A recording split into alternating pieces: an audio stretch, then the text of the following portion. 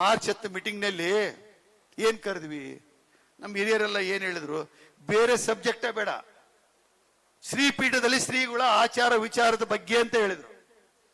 ಆಚಾರ ವಿಚಾರದ ಬಗ್ಗೆ ಅಂದ್ರೆ ಡಾಕ್ಟರ್ ಇನ್ನು 5 ನಿಮಿಷ ಆಗಿಲ್ಲ, ಡಾಕ್ಟರ್ ಓಪನ್ ಮಾಡಿ ನೋಡಿಲ್ಲ.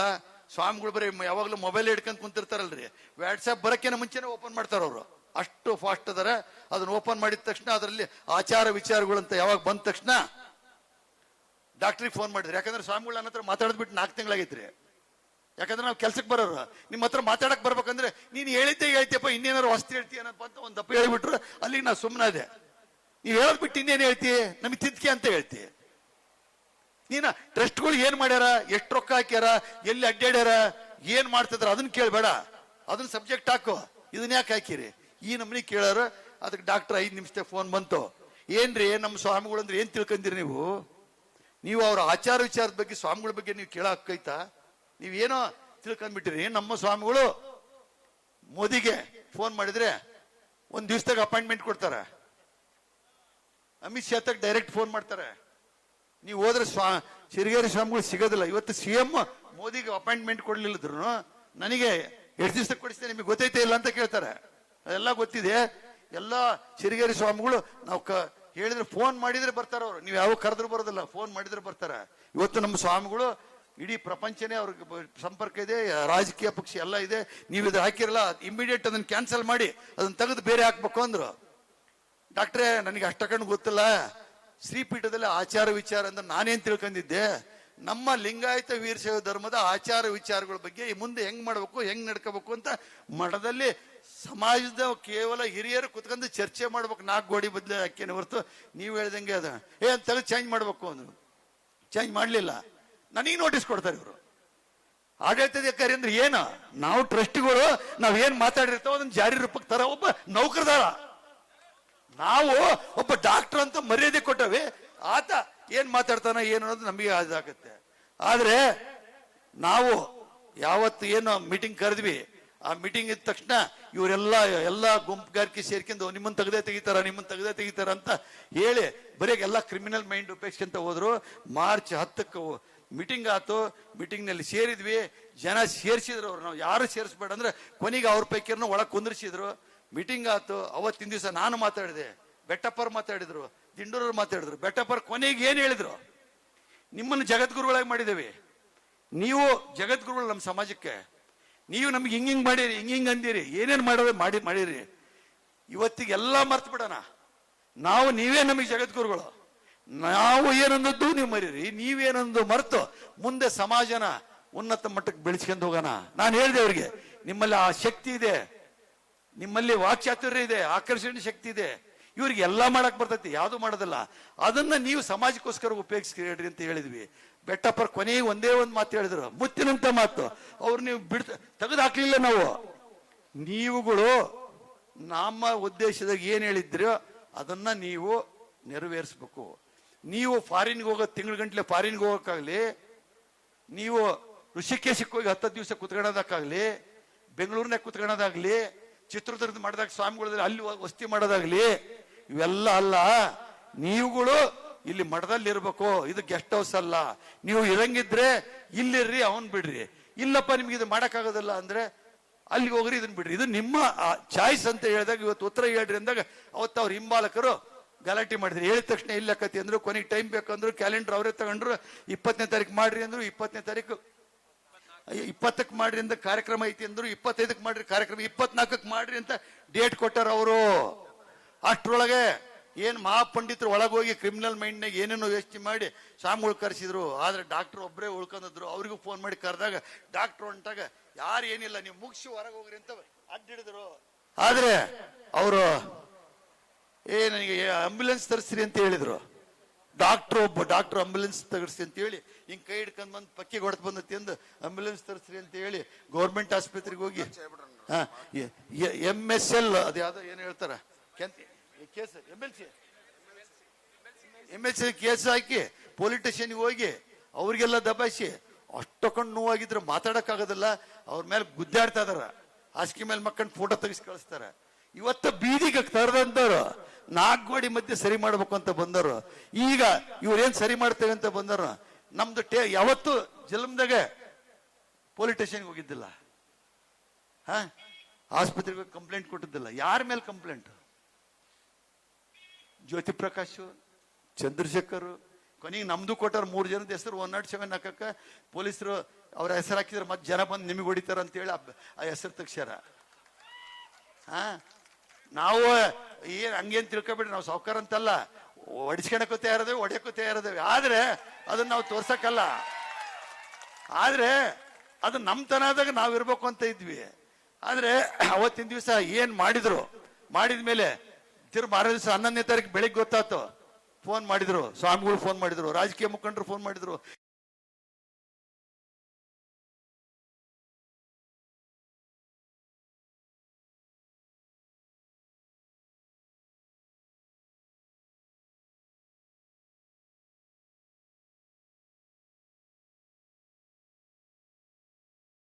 ಒಂದು ಕೆಟ್ಟಗಳಿಗೆ ರಾವು ಕಾಲದಾಗ ಏನೋ ಆಗೈತಿ, ಏನೋ ಒಂದು ಹೋಗಿ ಕಂಪ್ಲೇಂಟ್ ಕೊಟ್ಟಾರ, ಅದೇನು ದೊಡ್ಡ ವಿಚಾರ ಅಲ್ಲ ಅಂದ್ವಿ.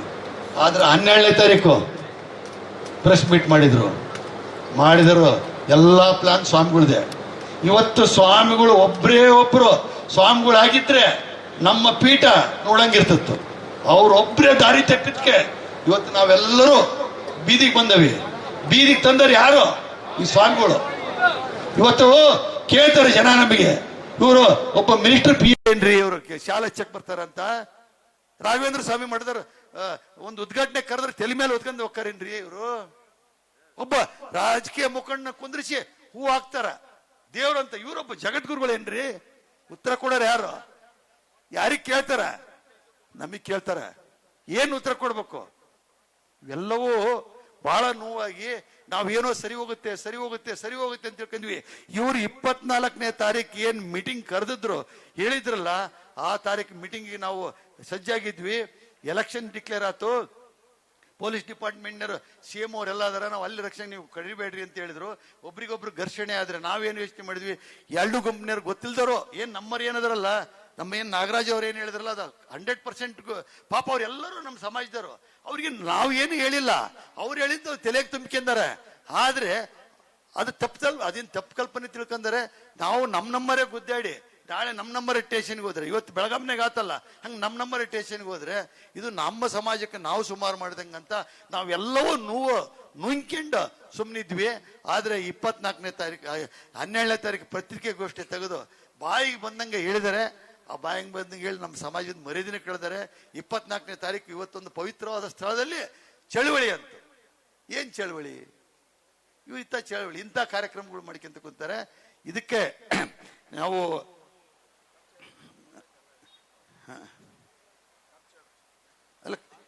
ಅಲ್ಲ ಖರ್ಚಿಂದ ಹೇಳ್ತಲ್ರಿ, ಟೋಟಲ್ ಖರ್ಚು ಹೇಳ್ತಲ್ಲ. ಬಿಡ್ರಿ, ಸಾಕಾದಾಗ ಏನಾಗೋದಿಲ್ಲ, ಅದೇನು ಸಾಕಾಗದ ಏನು ಟೋಟಲ್ ಖರ್ಚು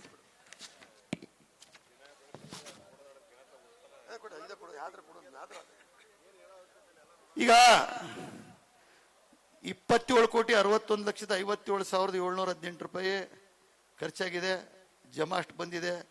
1,68,42,500 ಡಿಪಾಸಿಟ್ ಇದೆ. 174 kg ಬೆಳ್ಳಿ ಇದೆ. ಆಸ್ತಿ ಪೇಪರ್ ಕೊಡು, ಆಸ್ತಿ ಪೇಪರು ನಿಮ್ಗೆ ಹೇಳ್ತವೆ ಯಾವ್ದಿದೆ ಏನು ಅದನ್ನು ಹೇಳ್ತವೆ. ಇವತ್ತು ಮಾತಾಡಕ್ಕೆ ಈಗ ನಮ್ದು 4 ಎಕರೆ 28 ಗುಂಟೆ ಏನು ನಾವು ಶಿವಪ್ಪನವರಿಂದ ಒಂದು ಜನರಲ್ ಇದರ ಪ್ರಕಾರ ನಾವು ಏನು ಮಾಡಿಸ್ಕೊಂಡಿದ್ವಿ, ಅದು 4 ಎಕರೆ 28 ಗುಂಟೆ ಇದೆ. ಅದನ್ನ ಇವ್ರೇನೋ ಬೆಟ್ಟಪ್ಪರು ಅವ್ರ ಹೆಸರಿಗೆ ಮಾಡ್ಕೊಂಡಾರ ಅಂತ ಹೇಳಿದ್ರಲ್ಲ. ಆದ್ರೆ ಬೆಟ್ಟಪ್ಪರ ಅಲೆ ಈಗಾಗಲೇ ನಮಗೆ ಟ್ರಸ್ಟ್ ಹೆಸರಿಗೆ ಮಾಡಿಸ್ಕೊಟ್ಟಿದ್ದಾರೆ. ಅದು ಕೋರ್ಟ್ನಾಗ ನಡೀತಾ ಇದೆ. ಹೆಣ್ಮಕ್ಳು ಕೇಸ್ ಹಾಕಿದ್ದಾರೆ.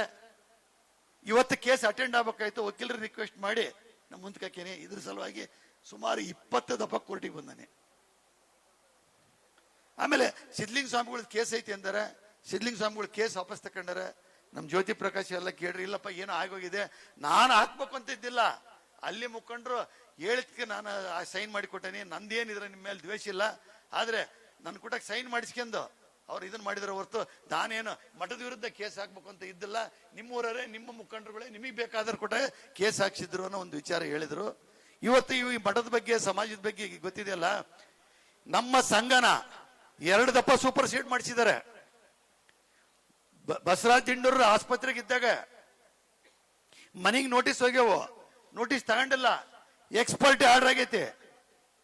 ಎಕ್ಸ್ಪರ್ಟಿ ಆರ್ಡರ್ ಆಗಿ ಶ್ರೀನಿವಾಸ್ ಅಂತ ಮಿನಿಸ್ಟರ್ ಇದ್ದಾಗ ಆದಾಗ ನಾನು ಶಿವಶಂಕರ ಪರ್ತಕ್ಕೆ ಹೋಗಿ, ಶಿವಶಂಕರ ಪರ ಹಿಂಗ ಆಗೈತೆ ನಮ್ಮ ಸಂಘದ್ದು, ಯಾರು ಮಾಡಿದ್ರು ಒಂದು ಸೀದಾ ಮಿನಿಸ್ಟ್ರಿಗೆ ಫೋನ್ ತಗೊಂಡ್ರು, ಅಲ್ಲೇ ಸೈನ್ ಮಾಡಿ ಪ್ರಿಂಟಿಗೆ ಇಟ್ಟಿದ್ರು. ಮಿನಿಸ್ಟ್ರಿಗೆ ಕೇಳಿದ್ರು, ಏನ್ರಿ ಹೆಂಗ, ನಾನು ವೀರ ಸೇವಾ ಸಮಾಜದ ರಾಷ್ಟ್ರೀಯ ಅಧ್ಯಕ್ಷ, ನಮ್ಮ ಜಿಲ್ಲಾದ ಕಾರ್ಯ ಏನೇ ಮಾಡ್ಬೇಕಾದ್ರೆ ನನ್ನ ಯಾಕೆ ಕೇಳಿಲ್ಲ. ಶಿವಶಂಕರ್ ಅವರು ಬಂದಿದ್ರು, ಅವ್ರ ಜೊತೆಗೆ ಅವ್ರನ್ನ ಕರ್ಕೊಂಬಂದ್ರು, ಇವ್ರನ್ನ ಕರ್ಕೊಂಬಂದ್ರು.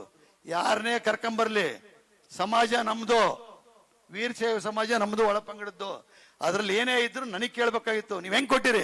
ಇಮಿಡಿಯೇಟ್ ನಾಳೆ ಬೆಳಿಗ್ಗೆ ಅದನ್ನ ಕ್ಯಾನ್ಸಲ್ ಮಾಡ್ಬೇಕಂದ್ರು.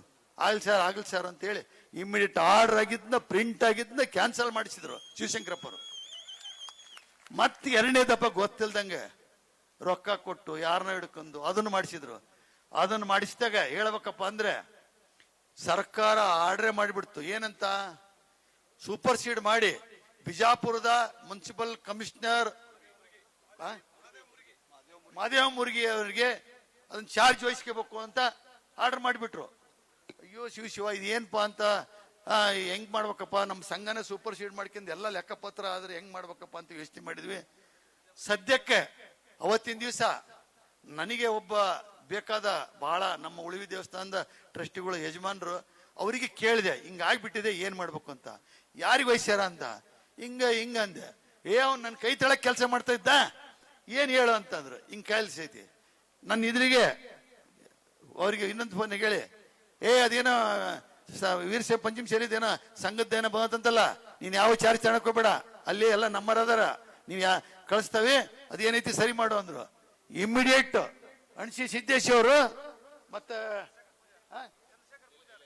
ಇಲ್ಲ ಚಂದ್ರಶೇಖರ್ ಪೂಜಾರಿ ಇಬ್ರು ನೀನ್ ಹೋಗಿದ್ದೆ. ಅವತ್ತಿನ ದಿವಸ ಸೂಪರ್ ಸೀಡ್ ಆಗಿದೆ. ಸಂಘನ್ ಸೂಪರ್ ಸೀಡ್ ಮಾಡಿ ಬೀಗ ಹಾಕ್ಬೇಕು ಅವರು ಅಧಿಕಾರಿ. ಅವ್ರಿಗೆ ಅಣಸಿ ಸಿದ್ದೇಶ್ ಅವ್ರು ಲೀಡರ್ಶಿಪ್ ತಗೊಂಡ್ರು. ಚಂದ್ರಶೇಖರ್ ಜೊತೆಗೆ ಹೋದ್ರು. ಬಿಜಾಪುರಕ್ಕೆ ಹೋಗಿ ಅವ್ರ ತಕ್ಕ ಹೋಗಿ ತೋರಿಸಿದ್ರು ಹಿಂಗೆ ಅಂತ. ಯಾಕಪ್ಪ ಅಂದ್ರೆ ಅವ್ರಿಗೇನು ಕೆಲಸ ಕೊಡಿಸಿದ ಗುರು ಏನದ್ರಲ್ಲ, ನಾವು ಅವ್ರ ಜೊತೆಗೆ ಟ್ರಸ್ಟಿ ಆಗಿದ್ವಿ ದೇವಸ್ಥಾನದಾಗ. ಅವರು ಇವ್ರು ಹೋದ ತಕ್ಷಣ ಇವನ್ನೆಲ್ಲ ಡಾಕ್ಯುಮೆಂಟ್ ನೋಡಿ, ಅಲ್ರಿ ಇಷ್ಟಕಂಡು ಎಲ್ಲ ಡಾಕ್ಯುಮೆಂಟ್ ಇದ್ದು ನೀವು ಯಾಕಿದ್ರಿ, ಇಮಿಡಿಯೇಟ್ ಕೋರ್ಟಿಗೆ ಸ್ಟೇ ಹೋಗ್ರಿ ಅಂದ್ರು. ಇಮಿಡಿಯೇಟ್ ಅನ್ಸಿ ಸಿದ್ದೇಶ್ ಹೋದೆ. ನಾಗನಗೌಡ್ರು ಹೋಗಿ ರೊಕ್ಕ ಖರ್ಚು ಮಾಡಿ ಇಮಿಡಿಯೇಟ್ ಸರಿಯಾದ ವಕೀಲರು ಹಿಡ್ಕೊಂಡು ಅದನ್ನ ಕೇಸ್ ವಜಾ ಮಾಡಿಸಿದ್ರು. ಏನ್ರಿ ಸಿದ್ದೇಶ್ ಅವ್ರೆ? ಇಲ್ಲೇ ಇದಾವೆ. ಇವತ್ತು ನಾವು ಯಾವ ತರ ಏನ್ ಕೆಲಸ ಮಾಡೇವಿ ಸಮಾಜಕ್ಕಂತ, ನಾವ್ ಯಾರು ಇಲ್ಲಿ ಕುಂತರ ಟ್ರಸ್ಟ್ಗಳು ಏನ್ ಕೆಲಸ ಮಾಡೇವಿ ಅಂತ ಯಾರಿಗೆ ಹೇಳಿಲ್ಲ. ನಾವು ಯಾರಿಗೂ ಹೇಳಿಲ್ಲ, ಕೆಲಸ ಮಾಡೇವಿ. ನಮ್ದು ಹೇಳ್ಕೇತೀರ, ಇವ್ರು ಎಲ್ಲೆಲ್ಲೇ ಟ್ರಸ್ಟ್ ಇದ್ದು ಅಂತ ನಾವು ಅವ್ರು ಕೇಳಿ ಮಾಡಿಲ್ಲ. ಇನ್ನೊಂದು ಸೈನ್ ಇಂದ ಹೇಳಿದ್ರು, ಸೈನ್ದು ನೋಡ್ರಿ, ಸರ್ಕಾರದಿಂದ ರೊಕ್ಕ ಬಂದಿತ್ತು.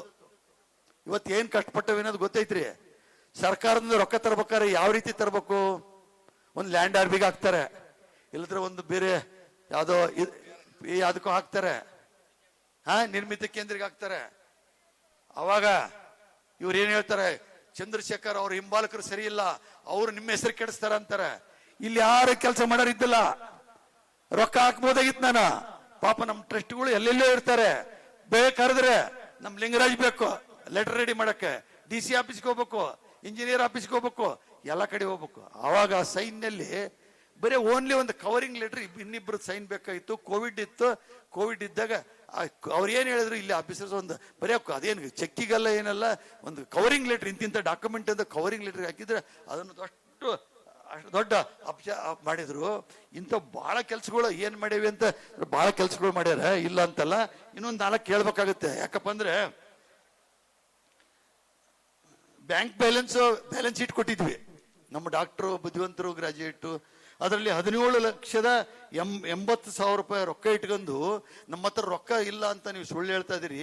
ನೀವು ಕೊಟ್ಟಿರೋದು ಹೇಳಿರೋದು 4 ಅಕೌಂಟು 14 ಅಂತ ಹೇಳಿದ್ರಲ್ಲ, ಅದರಲ್ಲಿ ಏನ್ 17 ಲಕ್ಷ ಬ್ಯಾಂಕ್ನಲ್ಲಿ ಮಾರ್ಚ್ ಎಂಡಿಗೆ ಬಂದ ರೊಕ್ಕ ನೆಕ್ಸ್ಟ್ ವೀಕ್ ಏಪ್ರಿಲ್ ನಲ್ಲಿ ಡಿಪಾಸಿಟ್ ಮಾಡಿ 5 ಲಕ್ಷ ರೂಪಾಯಿ. ನಿಮ್ಮ ಹರಪನಹಳ್ಳಿದು 7 ಲಕ್ಷ ಚಿಲ್ಲರೆ ಅದ್ರಾಗ ಬ್ಯಾಲೆನ್ಸ್ ಐತಿ. ಒಂದೇ ಪಾನ್ ಕಾರ್ಡ್, ಅದೆಲ್ಲ ಟೋಟಲ್ ಬರ್ತೈತಿ. ಇನ್ ಜ್ಯೋತಿ ಪ್ರಕಾಶ್ ಅವರು ದಾಸೋಹಕ್ಕೋಸ್ಕರ ಮಾಡಿದ್ದಾರೆ, ಅದು ಬಂದಿದೆ. ಅವನ್ನೆಲ್ಲ ತೆಗೆದ್ರೆ 86,000 ರೂಪಾಯಿ ರೊಕ್ಕ ಐತಿ. ಆದ್ರೆ ಒಬ್ಬ ಡಾಕ್ಟರ್ ಅದ್ರ ಜೊತೆಗೆ ಇನ್ಕಮ್ ಟ್ಯಾಕ್ಸ್ ಫೈಲ್ ತಗೊಂಡ್ ಬಂದಾನೆ, ಅದ್ರ ಜೊತೆಗೆ ಲೀಸ್ಟ್ ಇರ್ತೈತಿ. ಏನೇನಂತ ನೋಡ್ಲಿಲ್ಲ. 17 ಲಕ್ಷ ಚಿಲ್ಲರೆ